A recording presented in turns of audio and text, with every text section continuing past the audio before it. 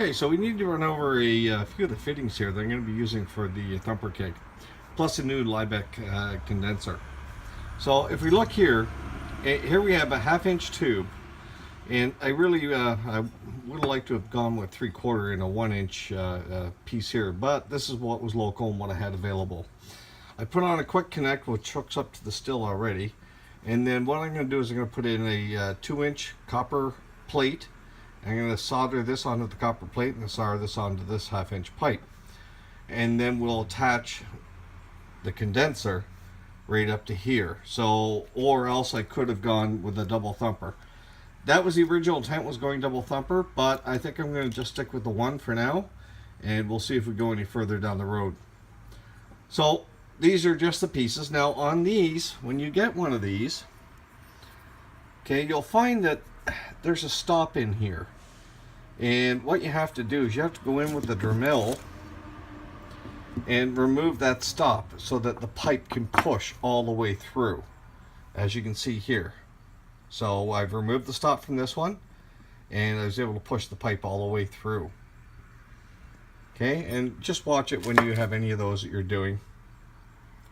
On the Liebeck condenser, once again we have another 1/2 inch pipe, and we go up the same, the 1/2 inch to 3/4 plus the 1/2 inch here as well. So a 3/4 inch pipe, it leaves a nice close wall, and it is fairly long. Do I need it this long? No, probably not. But it's not going to hurt me, so I'd rather be on the safe side than not. There is a mathematical equation you can do to figure out what your cooling is for your pipe size. I didn't run through it, but I already know that's going to be more than enough. And to make life simple, I just had these on hand, so I'm just using up a couple of these valves. That way I have my hose connectors. And I also have this, which is a connects to a male, allows another male to go into it. So I'll get all these soldered up, cleaned up, soldered up, get them cleaned out, and get them installed into the keg, and hook up and get that next run done. And we'll also talk about keg safety on the next section. Alright, so we're pretty much done with the construction of this now for the Thumper Keg. I've got a threaded fitting here which will fit on the end of the still. And this connection here will hook up to, at this point in time, it's going to hook up to the Liebeck condenser. But it's also, I put this nut on so that if I do go with a double thumper system down the road, I can just use this to hook into the next Thumper Keg, and then go from there and do the same thing and go to the next Liebeck condenser. So, and there's the plate we have. You can see the gap here. So as the steam comes in from the still, it goes down, keeps on going. It'll go all the way down to the bottom. Now on the bottom, there's a few choices you can make here. Typically what I've done in the past is I've done a slice. So I'll do a little slice here on the 1/2 inch pipe. But I thought this time I would give it a try, doing with the perforations. And what this does, and I do put some on the side, is it allows the air, or sorry, the steam to go through, but come out as little bubbles and not just out the bottom as one big bloop. So we want it to come out as little ones and percolate through the dunder that'll be in the thumper. And then I come back to the condenser, and this will be the part that comes out. This will feed out into my catch basin, whatever I use for there, mason jar, whichever. And then of course I have my connection here. And we have the same idea here. For the 1/2 inch tube goes in, and then I have the 3/4 inch tube that'll be the water jacket. And then there's the connector for the thumper there. So that'll come out. Now I would have liked to have put in a bit of a bend, so I had a little bit of an angle.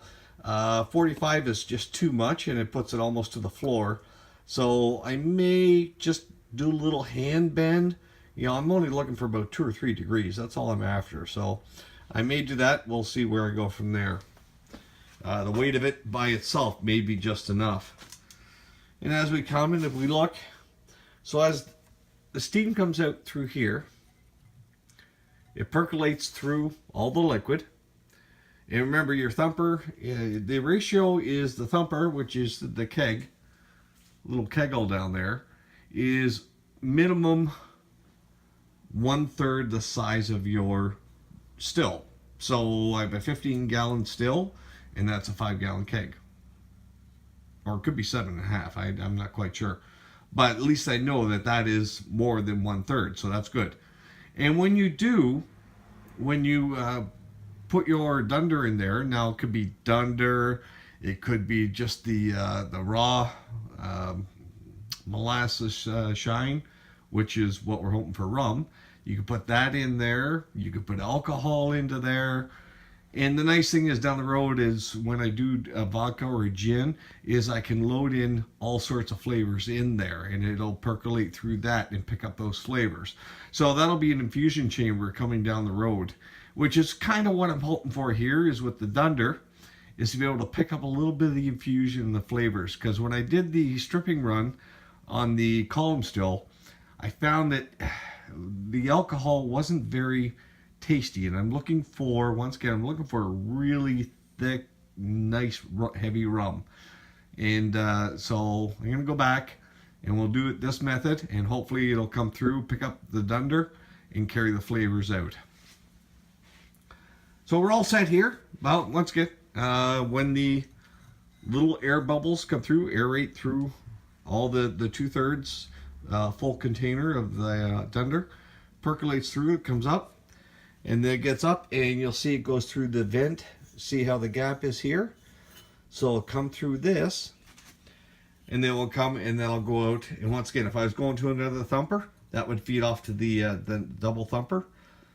And if I was just going to go to the condenser, then that just hooks right onto there. So that's that. Now, one thing to do caution, and we'll touch more on this when I do the next video, and it'll show the whole unit in operation. Once you do this, once you put liquid into here, and you submerge this below the liquid, this now becomes a closed system. It's no longer open. And what that means is it's not a breathing system. It can creates well, definitely creates a little more dangers. So a little more safety precaution has to take place, and we'll discuss that when we get to the still and get it all set up. One thing I am a little paranoid of is the fact that it's not just an explosion but an implosion possibility as well. So if you shut your system down, it cools down, then it could implode. And I'm not so worried about my keg still that I have, nor am I worried about these ones. But if you have a thinner walled still, it could actually contract and pull that and create an issue as it cools. So on my stills you've seen in the past, I do have a pressure relief valve on there, but that relief valve is also a vacuum relief valve. So if a vacuum is created, it'll also suck in air. So that was one thing that I made sure I had right from the get-go, and that was an expensive item, but to me it was well worth doing. So I'll get this all cleaned up now, and what I'm going to do is I'm going to do a vinegar, just wash with a vinegar, do a citric acid wash after the vinegar to remove that, and then I'm going to come back in and I'm going to run some alcohol through here. Now it's just going to be liquid alcohol I've had from previous run from some heads, and I'm not going to bother steaming it out or doing that.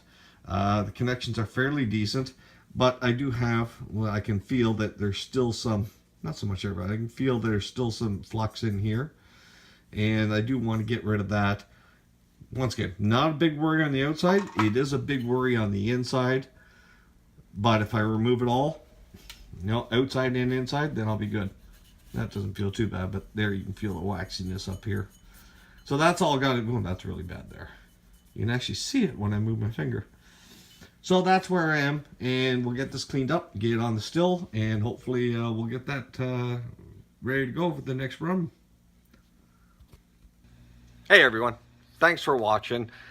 Today we ran over how to make the parts for the Thumper Keg. so that when we do a rum run, we pick up more flavor. And that's ideally what we want with the rum, is just pick up that nice rich flavor. And we'll be able to use it in the future for doing almost anything, and be able to infuse some flavors into it. So I'm really excited to see how this works out, and we'll get that finished off. That's it for this video. Thanks for joining me, and I apologize that I'm a little bit, the time in between videos is getting a little bit long. As most of you know, if you followed me in the past, I do a lot of charity work throughout the summers. And we just had an event last weekend, and usually it takes about a week before and a week after to get all that work. So at that point in time, I get no time to work on any of this other stuff. And I've got another event coming up at the end of the month, but that'll be my last event for this year. So that should allow me to concentrate on doing some more things. And as you can see, there's another skirt sitting up there on top of the MG, and it's going to get some work done onto it. And that has to be done before the end of the month as well. So hands get pretty tied up, and a lot of little things on the go. I'm not doing just this distilling. I have a lot of other projects. The MG, you see the yellow car Bessie from Doctor Who. I do a lot of that type of things.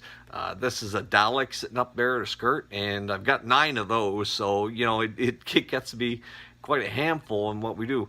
But we raise money for sick kids' hospitals throughout the year, and it's a worthy cause. That takes precedence over anything else I do, and I derive a great amount of enjoyment and fulfilled, from what I do. But I try to also spend the time on this as well. There's lots of stuff I want to do. Once again, thank you for joining me. Hope you enjoyed and found some good information from this. Leave a comment below if you can. And if you haven't yet, subscribe, ring the bell, and you'll get notified at any time I put something up. And as soon as we wrap up these charity stuff, you'll start seeing a lot more frequency of me doing this. All right. It's been great having you along. We'll talk to you again soon. Bye.